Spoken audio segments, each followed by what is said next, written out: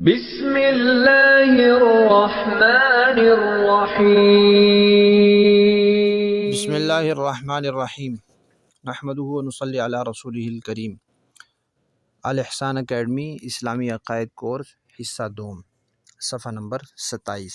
12واں عنوان ہے صحابہ و اہل بیت کی آئینی و شرعی حیثیت۔ صحابی کی تعریف۔ صحابی کہتے ہیں جنہوں نے ایمان کی حالت میں رسول اللہ صلی اللہ علیہ وسلم کی مجلس میں حاضری دی ہو اور ایمان پر ان کی وفات ہوئی ہو۔ صحابہ کے بارے میں شریعت کے جو احکامات ہیں ان سے صحابہ کی شرعی حیثیت ثابت ہوتی ہے، اور اس شرعی حیثیت کو دل و جان سے تسلیم کرنا ہر مسلمان کے لیے ضروری ہے۔ اللہ تعالیٰ نے حضور نبی کریم صلی اللہ علیہ وسلم کے لیے اور دین اسلام کے لیے صحابہ کو خود منتخب فرمایا، پھر اللہ صحابہ سے راضی اور صحابہ اللہ سے راضی۔ اب صحابہ پر اعتراض کرنا یہ اللہ تعالیٰ کے انتخاب پر اعتراض ہوگا۔ ہمارے پاس جو دین پہنچا ہے دو واسطوں سے، رسول اللہ صلی اللہ علیہ وسلم اور صحابہ کرام۔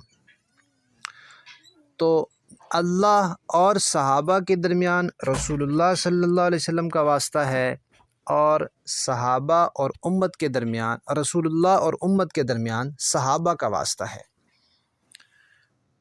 اب ان دونوں واسطوں پر اعتماد ضروری ہے، رسول اللہ پر اعتماد بھی ضروری ہے اور صحابہ پر اعتماد بھی ضروری ہے۔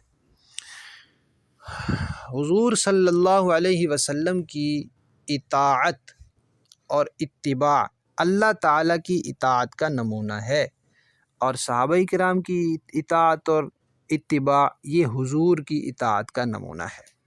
جیسے اللہ کے رسول کے اسوہ کو اللہ تعالیٰ کے طریقے سے جدا نہیں کیا جا سکتا، ایسے صحابہ کے اسوے کو رسول اللہ صلی اللہ علیہ وسلم کے اسوہ اور طریقہ سے جدا نہیں کیا جا سکتا۔ تو جب قرآن و سنت میں اللہ تعالیٰ نے واسطہ صحابہ کو بنایا ہے، تو پھر قرآن و سنت کو درست تسلیم کرنے کے لیے صحابہ پر اعتماد بھی ضروری ہوگا۔ جب صحابہ پر اعتماد نہیں رہے گا تو گویا قرآن و سنت پر اعتماد نہ رہا۔ پھر ہم دیکھتے ہیں کہ جو عملی اور فنی چیزیں ہوتی ہیں وہ اہل فن سے سیکھی جاتی ہیں۔ اب جہاز چلانا ہے تو وہ کوئی کتابیں پڑھ کے نہیں چلا سکتا، وہ سیکھا جائے گا۔ کوئی بھی چیز ہے، اسکول کالج یونیورسٹیاں جو ہیں مدارس ہیں، یہ سب سکھانے کے لیے ہے نا۔ اگر بغیر سکھائے لوگ خود ہی سب کچھ سمجھ سکتے تو پھر کتابیں ہوتی، ہر کوئی پڑھ کر بن جاتا، کوئی ڈاکٹر بن جاتا، کوئی انجینئر بن جاتا۔ تو چیزیں سیکھنی پڑتی ہیں، تو دین بھی سیکھنا پڑتا ہے، اور سیکھنی کس سے پڑتی ہیں؟ جو اس فن والے ہوتے ہیں۔ تو دین کس سے سیکھنا پڑے گا؟ دین والوں سے۔ تو صحابہ کی زندگیاں دین میں ڈھل گئیں، اسلام میں ڈھل گئیں، سراپا اسلام بن گئے۔ اس لیے اللہ تعالیٰ نے صحابہ سے دین سیکھنے کو حکم فرمایا اور صحابہ کو دین آگے پہنچانے کے لیے منتقل کیا۔ لہذا جو صحابہ سے ملے گا وہی دین ہوگا، جو صحابہ سے نہیں ملے گا وہ دین نہیں ہوگا۔ پھر اس دین کی تکمیل اللہ نے صحابہ کے ذریعے فرمائی، دین کو مکمل اللہ نے صحابہ کے ذریعے فرمایا۔ ہم دیکھتے ہیں بہت سی پیش گوئیاں ہیں، وعدے ہیں جو اللہ تعالیٰ نے نبی کریم صلی اللہ علیہ وسلم سے کیے تھے، لیکن وہ پورے صحابہ کے زمانے میں ہوئے۔ تو گویا حضور کو اللہ نے صحابہ کو اللہ نے حضور کے ساتھ ملا کر رکھا، جو وعدے حضور سے ہوئے تھے پورے صحابہ پر ہو رہے ہیں۔ تو گویا تکمیل اللہ نے صحابہ پر فرمائی، اور جب دین مکمل ہو گیا تو اللہ نے دین کی نسبت بھی صحابہ کی طرف کر دی۔ اللہ تعالیٰ قرآن پاک میں فرماتے ہیں الیوم اکملت لکم دینکم۔ تو کم ضمیر جو ہے یہاں یہ عربی زبان والے جانتے ہیں کہ اس میں اللہ تعالیٰ نے صحابہ اکرام کو مخاطب کیا کہ آج ہم نے تمہارا دین مکمل کر دیا۔ اب دین کو نسبت صحابہ کی طرف ہو گئی۔ تو اس سے معلوم ہوا کہ صحابہ سے جو کچھ ملے گا وہ دین ہی ہوگا۔ اس سے پھر علماء نے یہ قانون اخذ کیا ہے کہ صحابہ کا کوئی عمل بدعت نہیں ہو سکتا۔ بدعت کی حالت صحابہ کے بعد شروع ہوتی ہے، یعنی صحابہ میں سے کسی کے بارے میں ہم نہیں کہہ سکتے کہ انہوں نے جو کام کیا وہ نعوذ باللہ بدعت ہے، یہ کوئی صحابی کے کسی عمل کو ہم بدعت کہیں، یہ نہیں ہو سکتا۔ صحابہ کا کوئی عمل بدعت نہیں ہو سکتا۔ تو جب صحابہ نے حضور سے سیکھا اور اللہ نے صحابہ کو واسطہ منتخب فرمایا، تو پھر قرآن و سنت کی جو تشریح صحابہ فرمائیں گے وہ درست ہوگی، قابل قبول ہوگی، اور اس سے ہٹ کر جو تشریح ہوگی وہ غلط ہوگی اور ناقابل قبول ہوگی۔ صحابہ کرام کے جو اتفاقی اور اجماعی فیصلے ہیں، کوئی فیصلہ کیا اس پر صحابہ نے اتفاق کر لیا، اب اس سے اختلاف کی گنجائش کسی مسلمان کے لیے نہیں ہے، کیونکہ اللہ نے صحابہ کو بطور نمونہ پیش کیا ہے کہ صحابہ جیسا ایمان لاؤ، صحابہ کی اتباع کرو، صحابہ کی پیروی کرو۔ تو صحابہ نے جس مسئلے پر اتفاق کر لیا، اب قیامت تک کسی بڑے سے بڑے عالم مجتہد جو کچھ ہو، اس کے لیے صحابہ کی کسی اتفاقی فیصلے سے اختلاف کی کوئی گنجائش نہیں ہے۔ اور اللہ تعالیٰ نے قرآن پاک میں صحابہ کو نبوت کے گواہ کے طور پر پیش کیا ہے، اور ہم جانتے ہیں کہ دنیا میں جب کوئی مقدمہ ہوتا ہے تو اس کا مدار گواہوں پر ہوتا ہے، اور مخالف کی کوشش ہوتی ہے کہ گواہوں کو کسی طرح کمزور کر دے۔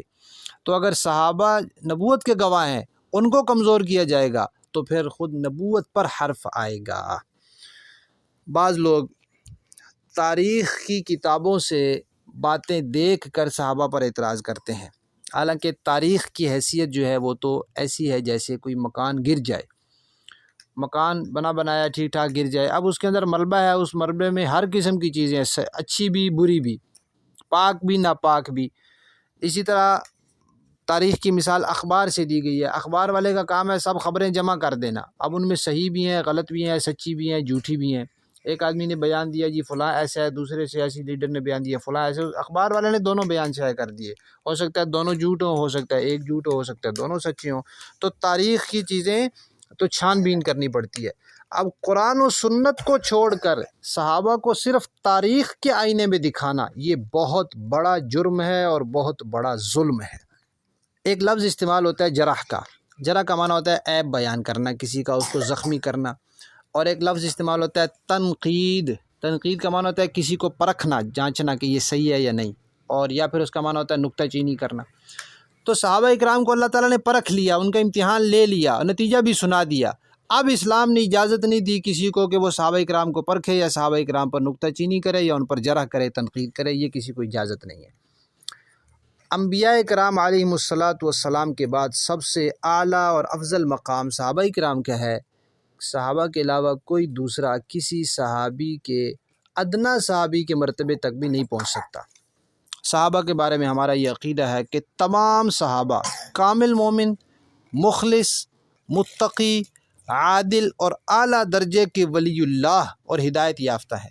سب صحابہ برحق ہیں، معیار حق ہیں، اور وصف صحابیت میں راشد ہیں، یعنی بڑی اعلیٰ ہدایت والے ہیں، اور تنقید سے بالاتر ہیں، ان پر تنقید کی کوئی گنجائش نہیں ہے۔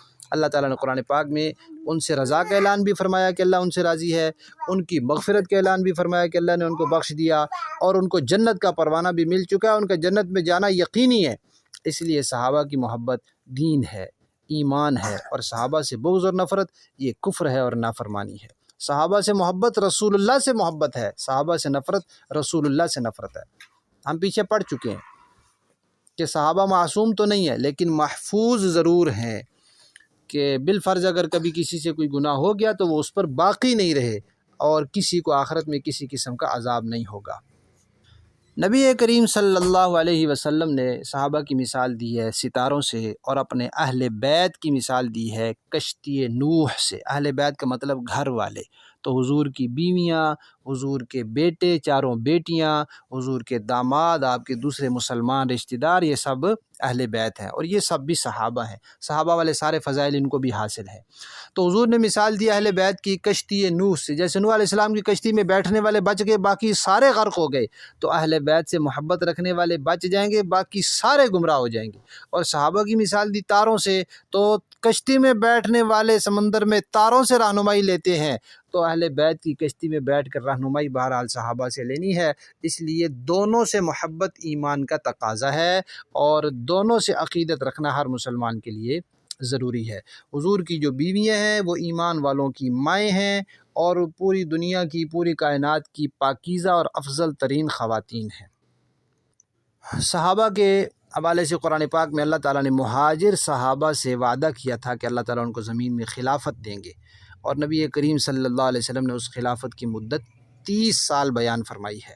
تو یہ جو وعدے والی خلافت ہے اس کو خلافت راشدہ کہتے ہیں، اور خلفائے راشدین 4 ہیں، حضرت ابوبکر، حضرت عمر، حضرت عثمان، حضرت علی رضی اللہ عنہم۔ تو حضور نبی کریم صلی اللہ علیہ وسلم نے ان خلفائے راشدین کی سنت کو اپنی سنت کی طرح لازم قرار دیا ہے۔ اب آخری بات سمجھ لیں کہ کوئی شخص، کوئی گروہ، کوئی تنظیم، کوئی جماعت، کوئی فرقہ جو صحابہ پر اعتراض کرتا ہے، بے ادبی سے ان کا تذکرہ کرتا ہے، نامناسب طریقے سے ان کا تذکرہ کرتا ہے، ان کی خامیوں کو اچھالتا ہے، تو اس گروہ میں شمولیت بھی ناجائز ہے، ان کے ساتھ تعاون بھی ناجائز ہے، ان کو اچھا سمجھنا بھی ناجائز ہے، بلکہ حضور نے تو فرمایا کہ تم دیکھو کوئی میرے صحابہ کو برا بلا کہہ رہا ہو تو اس کو کہو تمہارے شر پر خدا کی لعنت۔ اسی طرح جو لوگ صحابہ پر کامل اعتماد نہیں کرتے، عقیدت اور محبت سے ان کا تذکرہ نہیں کرتے، عوام الناس کے لیے ان کی تحریریں اور ان کی تقریریں پڑھنا سننا بالکل ناجائز ہے اور ان سے بچنا ضروری ہے۔